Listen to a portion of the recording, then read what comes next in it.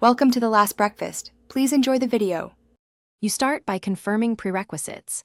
Update iOS and have your device passcode and Apple ID available. Once those are ready, unlock your iPhone and open Settings. This is where the change begins. Make sure to connect power if battery is low, because long updates or settings changes can drain it. Now, tap Privacy and Security, then scroll to Lockdown mode. You're taking the first actionable step to reverse a high-security configuration, so move deliberately and keep credentials nearby.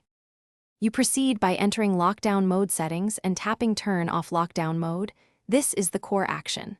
When prompted, authenticate with your device passcode. This verifies you're the device owner. Once you enter the passcode, the phone may ask for your Apple ID password to confirm the change across iCloud devices. Provide it if requested. After confirmation, the phone begins reversing the protection layers. Be patient, because several features will re-enable as the system updates your profile. You finish by restarting the iPhone to ensure all services restart without lockdown mode constraints. Once done, verify functionality. Messages, calls, and browsing should behave normally.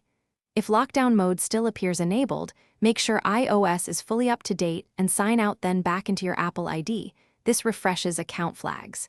If connectivity problems persist, reset network settings. One key troubleshooting tip: if prompts fail, try disabling lockdown mode while connected to a stable Wi-Fi. Thanks for watching. If this was helpful, leave a like and consider subscribing. See you next time.